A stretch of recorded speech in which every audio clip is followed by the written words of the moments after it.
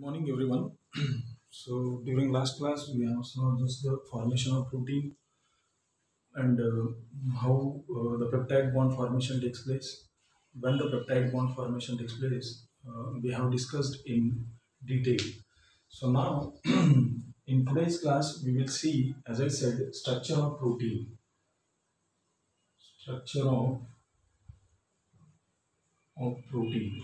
So see, why we are seeing this part is nothing but structure of protein is very complicated.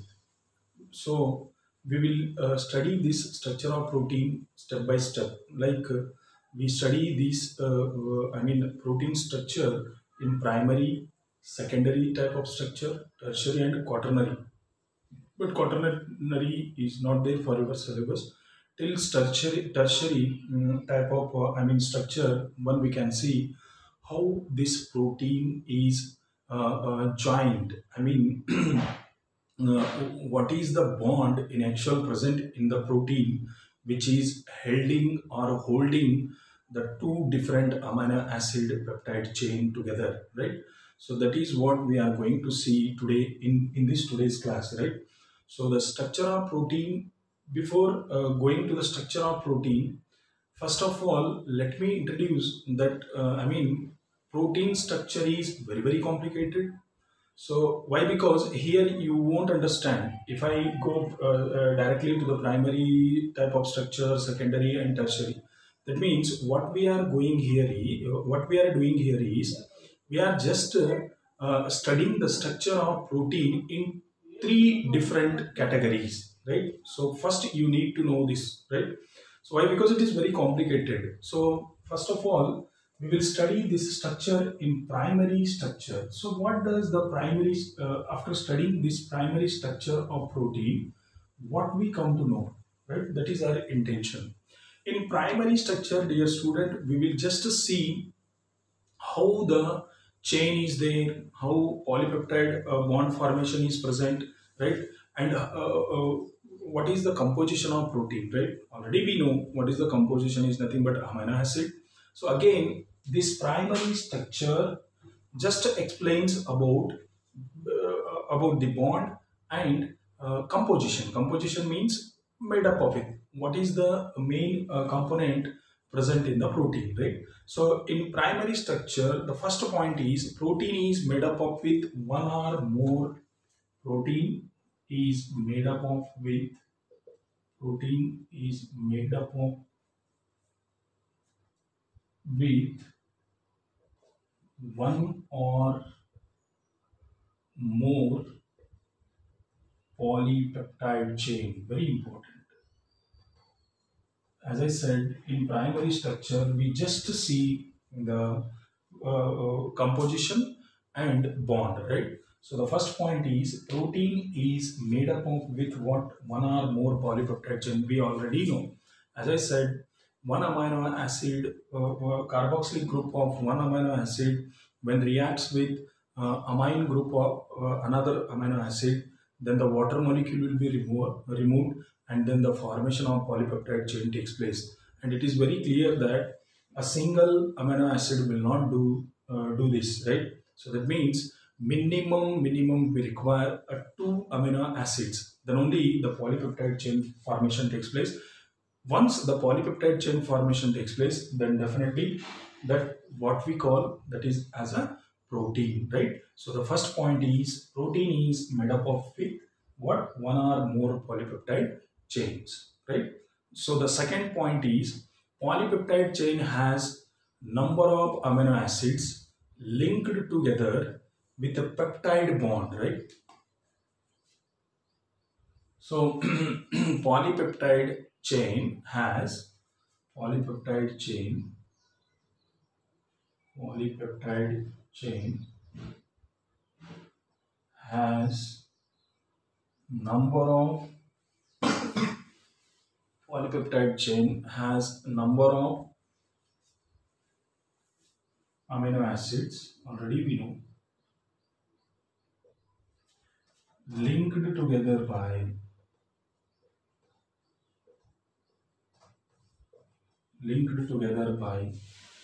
a peptide bond. right? A peptide bond, right? So now in second point, we are describing about the polypeptide. So what does this polypeptide chain consists of?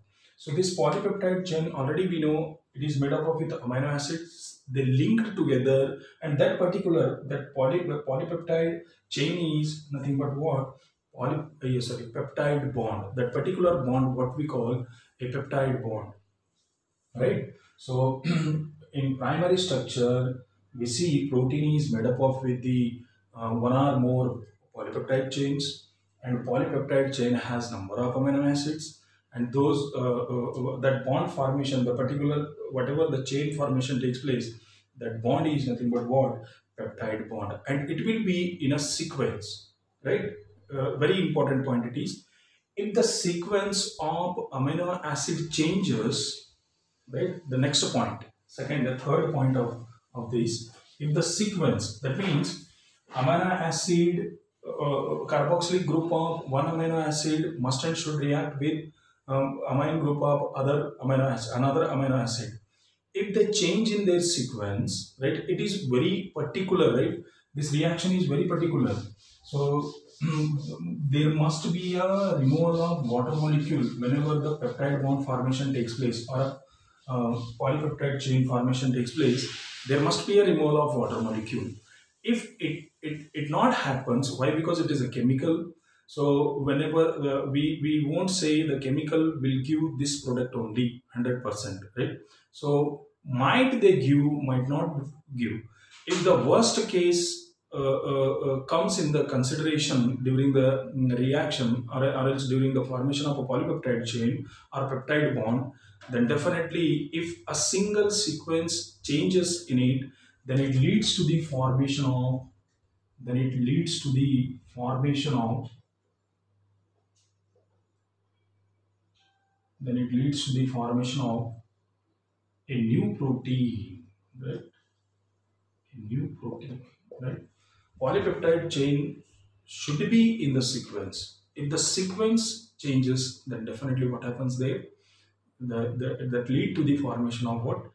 Formation of new protein, right? So this is of about primary structure of protein, right? So primary structure explains about the polypeptide chain and the composition of a protein, and then finally and about the sequence. Sequence is very particular. If the sequence changes, then definitely that leads to the formation of what? Different protein, or a new protein, one we can say. So this is about the primary structure. Coming to the secondary structure of protein, right? So secondary structure of protein describes about, right, bonding. That means, see here, describes about the folding pattern, right? Definitely, there is a secondary structure, I can say, right? So in secondary structure, what we are going to see is nothing but folding pattern. That means this structure of protein explains about the folding, how the folding takes place of polypeptide chain during the formation of a protein, or in the structure of protein. So structure of protein is very complicated, as I said.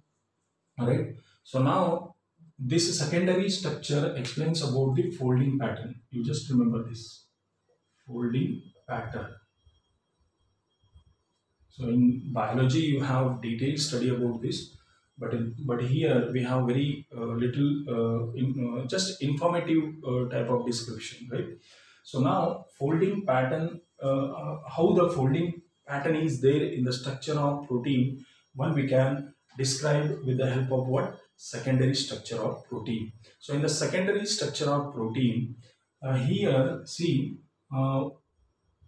there is a formation of hydrogen bonding, intermolecular, intramolecular hydrogen bonding. If I say as a sequence AA1, AA2, A3 like this, then the folding pattern, that means the secondary structure, see here, if one folding pattern of a protein is joining with another folding pattern of a protein means there must be a what? There must be a bond. Without the bond, their pattern will not be in the sequence, right? We already know this. So how that pattern is, retained. I mean, without what breaking is nothing but because of presence of what very strong, that is hydrogen bond. So in between two amino acid during the formation of polypeptide chain, we already saw there is a formation of what hydrogen bonding with respect to removal of water molecule.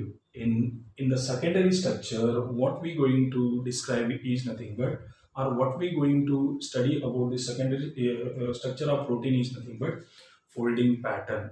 In the folding pattern, one we can see very easily there is a formation of hydrogen bonding. Due to that formation of hydrogen bonding, the pattern or the backbone of our protein is stabilized due to what? Hydrogen bonding, right?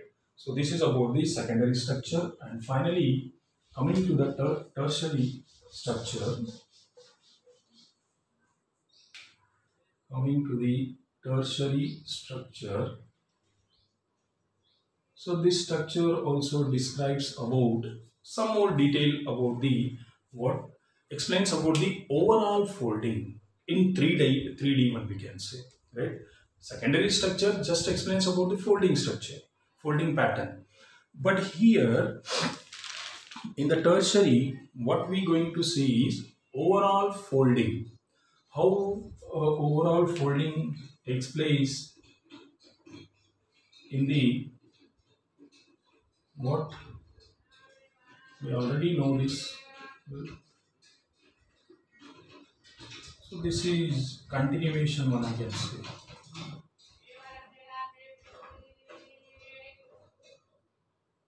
Right. So this is the continuation. That means it will explains the overall pattern of folding pattern of a protein. Overall folding pattern with the help of tertiary structure. Overall folding pattern one we can study in case of protein, right?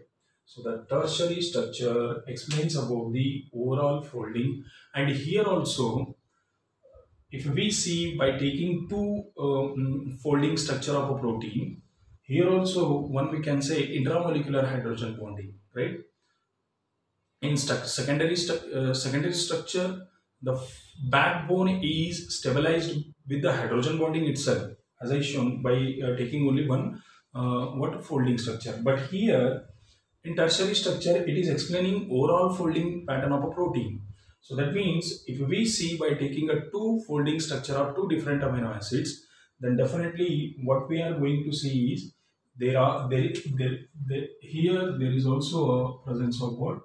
Hydrogen bonding. So why we are considering this hydrogen bonding is nothing but this is only the way to show a stable structure. Otherwise, protein will not be having a stable structure because of presence of hydrogen bonding over here in the proteins. So that's why what we are going to see a what a character sequenced what pattern or folding of our protein, right? So it is not so in detail in our chemistry. So then also it is very important part, right?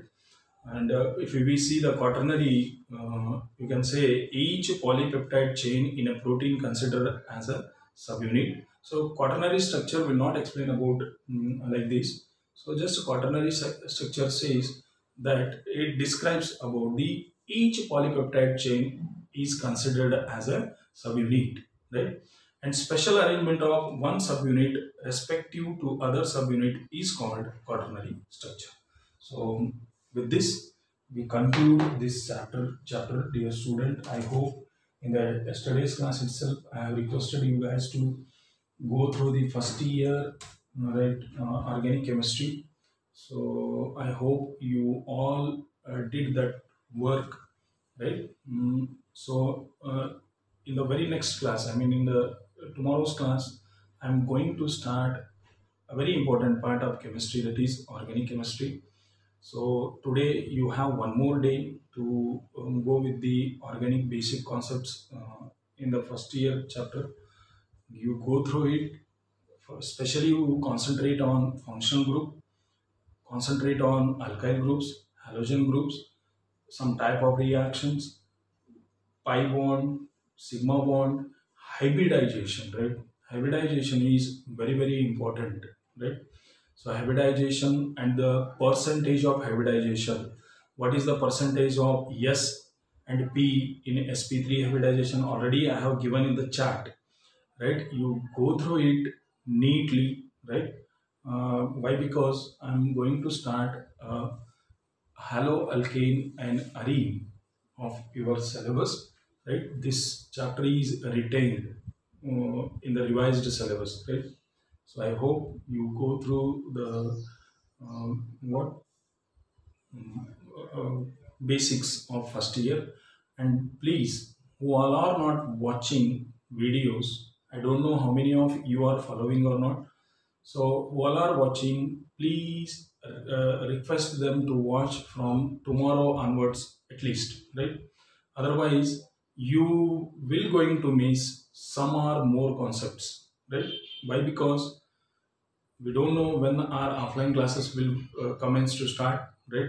So that's why what I decided, if I start organic chemistry, then it will be very easy for you once again. If we get the time for revision, then it will be very.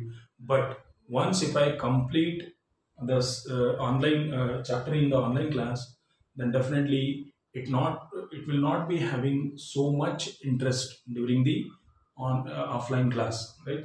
So that's why you need to follow online classes also. This is my request. Thank you.